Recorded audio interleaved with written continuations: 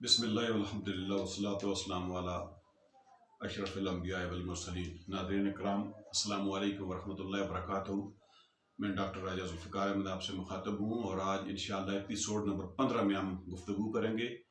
اور وہاں سے ہی اپنی گفتگو کا آغاز کریں گے جہاں سے ہم نے گزشتہ کل اس کو اختتام پذیر کیا تھا۔ ناظرین کرام، قریش کا جب ظلم بربریت حد سے بڑھ گئی اور جب انہوں نے علی اعلان رسول کریم صلی اللہ علیہ وآلہ وسلم کو قتل کرنے کا منصوبہ بنا لیا،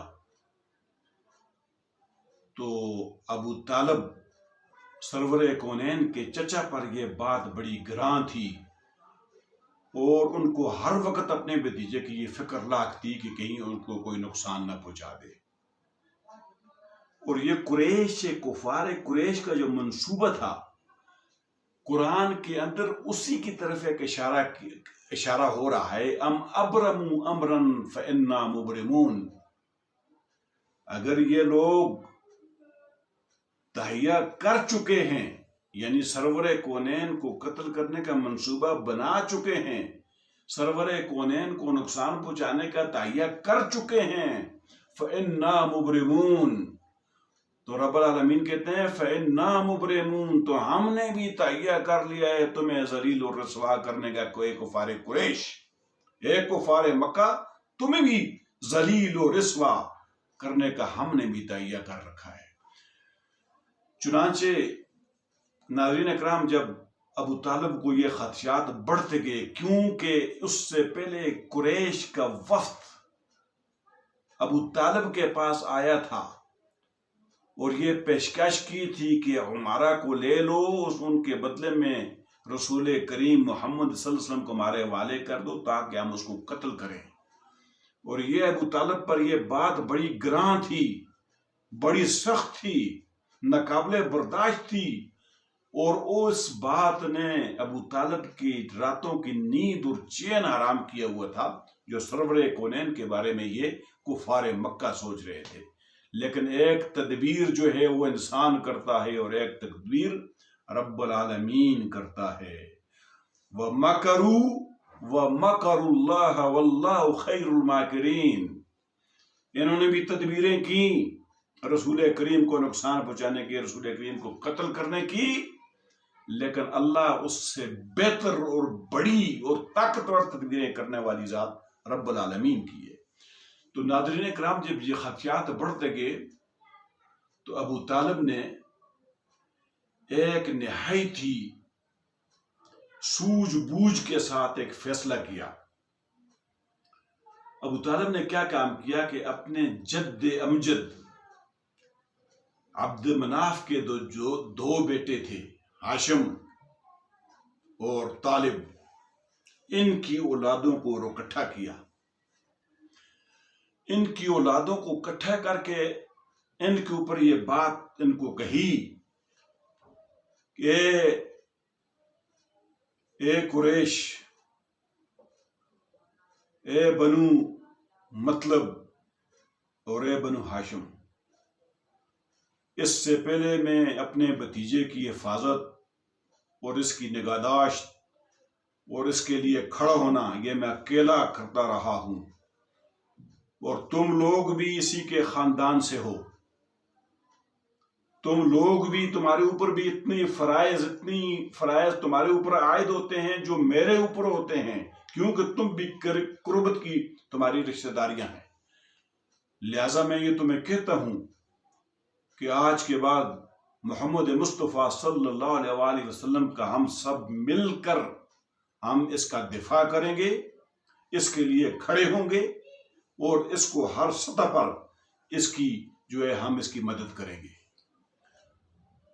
اب اس اجتماع کے اندر کفار بھی تھے اور مسلم بھی تھے،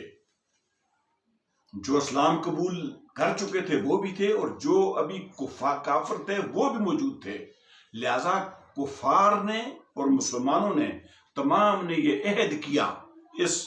اجتماع کے اندر کہ ہم اس بات پر متفق ہیں، ہم راضی ہیں کہ ہم سرور کونین کا دفاع مشترکہ طور پر کریں گے۔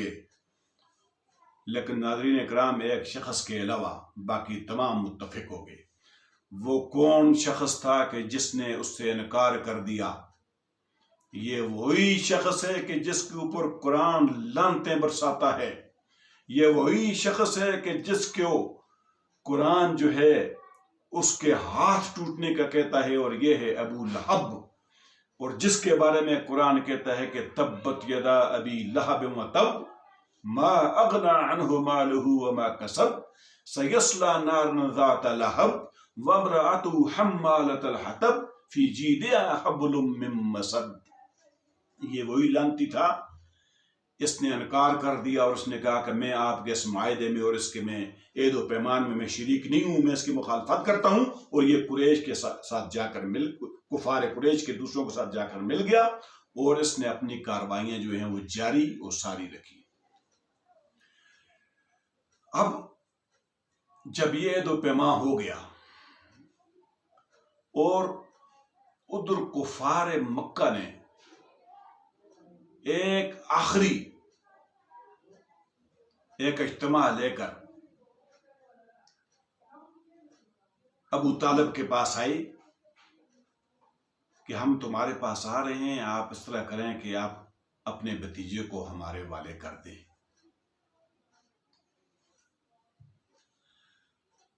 اب جب ناظرین کرام اس طرح ہوا تو اس دوران جب کفار قریش نے یہ سمجھا کہ ہماری تو کوئی تدبیر ہماری کارگر ثابت نہیں ہو رہی، ہم کریں تو کریں کیا کریں۔ ادھر حمزہ رضی اللہ تعالی عنہ اسلام لا چکے ہیں، عمر بن الخطاب اسلام لا چکے ہیں،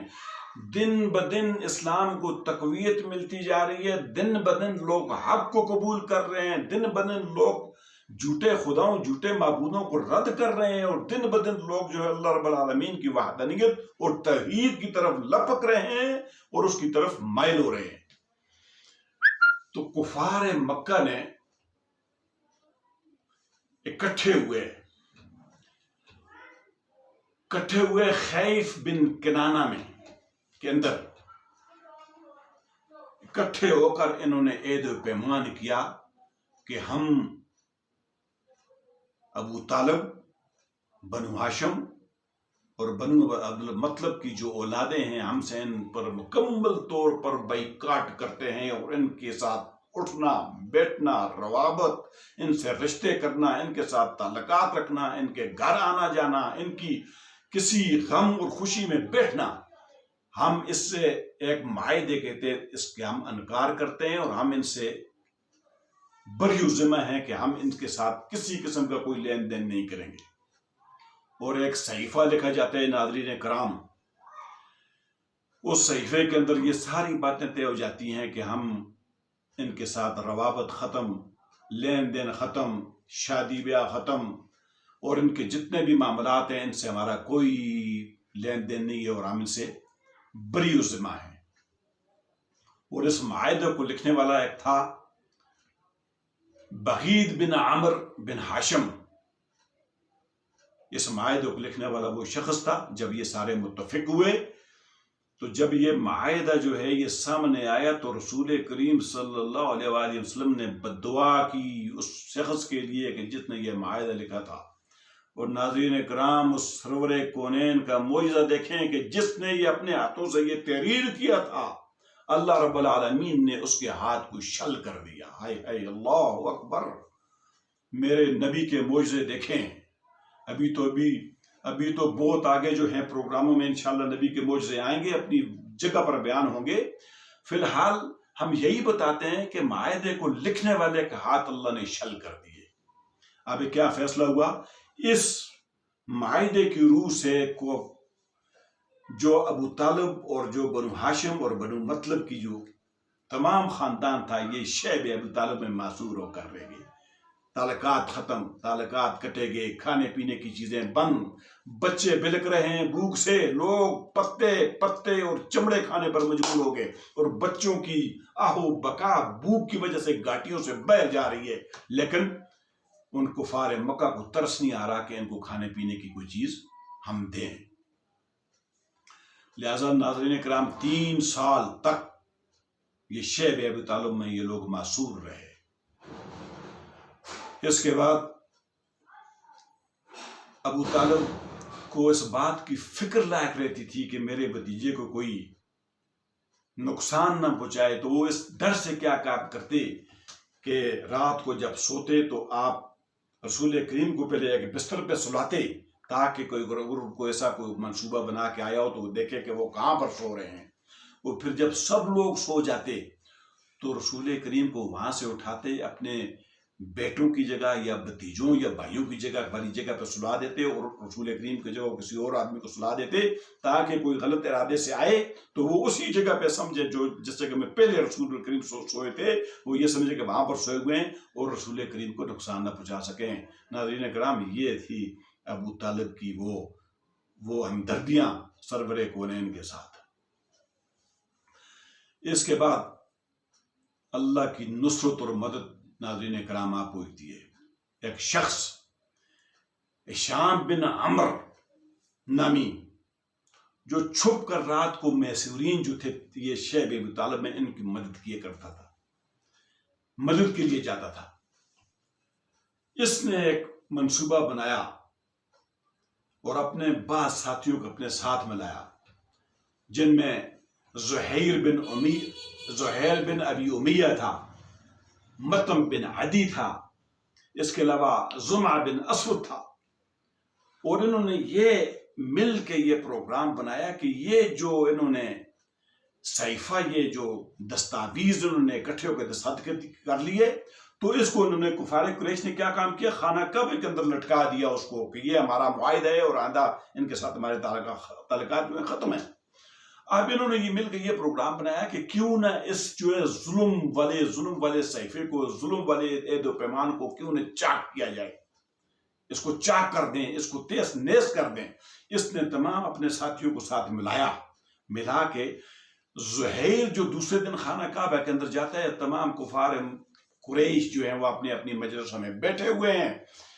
تو زہیر یہ جاتا ہے خانہ کعبہ کا 7 دفعہ طواف کرتا ہے. اس کے بعد قریش کو مخاطب کر کے کہتے ہیں، اے قریش کے لوگوں، تم نے جو ظلم اور بربریت کے اوپر جو یہ عہد و پیمان کیا ہے، یہ تم کس طرح ممکن ہے کہ تم ان کے کھانے پینے کی اشیاء جو ہیں ان کو اس سے روک دو اور خود اچھا کھاؤ پیو؟ یہ کیسے ممکن ہے کہ تم اچھا پہنو اور ان کو تم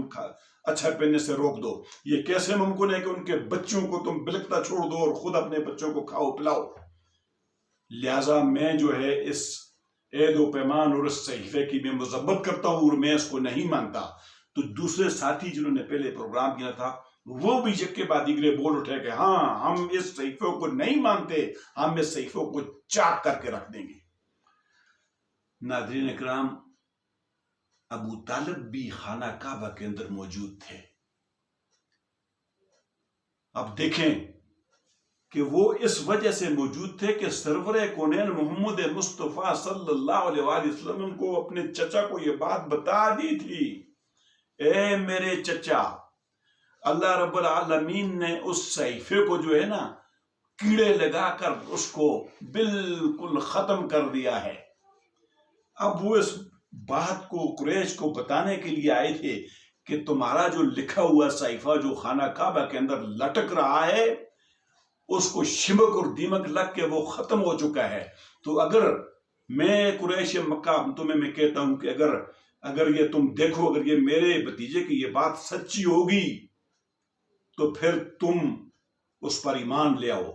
اگر یہ جھوٹی ہوگی تو میں تمہارے درمیان اور اپنے بھتیجے کے درمیان سے ہٹ جاؤں گا، پھر تمہاری جو جی میں آئے وہ کرو. اب ناظرین کرام، اس طرح ہوا کہ ان میں سے جو تھا ان میں ہی سے جو ان کے ساتھ زہیر کا جو ساتھی تھا یہ اٹھا صحیفے کو چاک کرنے کے لیے. تو جب قریش نے جا کر دیکھا تو جب انہوں نے یہ تجویز دی کہ میں تمہارے درمیان سے ہٹ جاؤں گا اگر یہ بات میرے بھتیجے کی سچی ہوئی، انہوں نے کہا کہ یہ تو بڑی معقول بات ہے. اس سے پہلے یہ کہتے ہیں کفار قریش کہتے ہیں کہ بڑی معقول بات ہے. جب یہ صحیفہ چاک کرنے کے لیے جاتے ہیں، صحیفہ چاک کرنے کے لیے جاتے ہیں، دیکھتے ہیں، اللہ اکبر سبحان اللہ، جب صحیفے کو دیکھتے ہیں تو تمام جتنا یہ عہد و پیما ایگریمنٹ کیا ہوا تھا وہ اس کو شمک لگ کے تمام ختم کیا ہوا تھا. شمک نے تمام تحریر مٹی ہوئی تھی. صرف ایک لفظ باقی تھا، بسمک اللہ، رب کے نام سے، یعنی اللہ کا نام، بسم اللہ، بسمک اللہ کا نام موجود تھا. اور جہاں جہاں اس صحیفے کے اندر اللہ کا نام موجود تھا وہ اسی طرح قائم دائم تھا. باقی تمام معاہدہ گل کے سڑ کے کیڑوں نے اس کو ختم کر کے رکھ دیا تھا. اور یہ اللہ کی وہ نصرت تھی جو ان نوجوانوں کے ذریعے اللہ رب العالمین نے اپنے نبی پر بھیجی. اور یہ معجزہ دیکھیں کہ سرور کونین نے پہلے ہی بتا دیا اپنے چچا کو کہ اللہ کا حکم آ گیا ہے، یہ صحیفہ جو ہے وہ اس کو کیڑے لگ کے وہ گل سڑ چکا ہے، مٹ چکا ہے، ختم ہو چکا ہے. تو مطعم بن عدی جو تھا جب صحیفہ پھاڑنے کے لیے اٹھا تو کیا دیکھتے ہیں کہ صحیفے کے وہ بالکل وہ ختم تھا. جب قریش نے دیکھنے کے بعد قریش کہتے ہیں کہ یہ تو جادو ہے، یہ تو ایک کھلا جادو ہے. ناظرین کرام، یہ ہیں میرے نبی کی عظمتیں، میرے نبی کی رفتیں، میرے نبی کے معجزات. ابھی آگے جو بیان ہو گیا ان معجزات کو آپ دیکھیں گے، آپ رونگٹے کھڑے ہو جائیں گے. ناظرین کرام، تو یہ جہاں تک میں آج جو ہے اس کی میں اختتام پذیر کرتا ہوں. ویڈیو بہت لمبی ہو جاتی ہے، میری کوشش ہوتی ہے کہ کم سے کم شارٹ سے شارٹ رہے، لیکن کیا کریں سامعین ناظرین کرام، جب سرور کونین کی بات ہوتی ہے تو پھر ایک گفتگو سے دوسری گفتگو نکلتی ہے، ایک ان کی عظمت سے دوسری عظمت نکلتی ہے، ایک ان کی بڑائی سے دوسری بڑائی نکلتی ہے. تو انشاءاللہ ہم اس کے آگے انشاءاللہ اگلے پروگرام میں ہم آگے بڑھیں گے. اب تک کے لیے ہم آپ سے اجازت چاہتے ہیں. وآخر دعوانا ان الحمدللہ رب العالمین، والسلام علیکم ورحمۃ اللہ وبرکاتہ.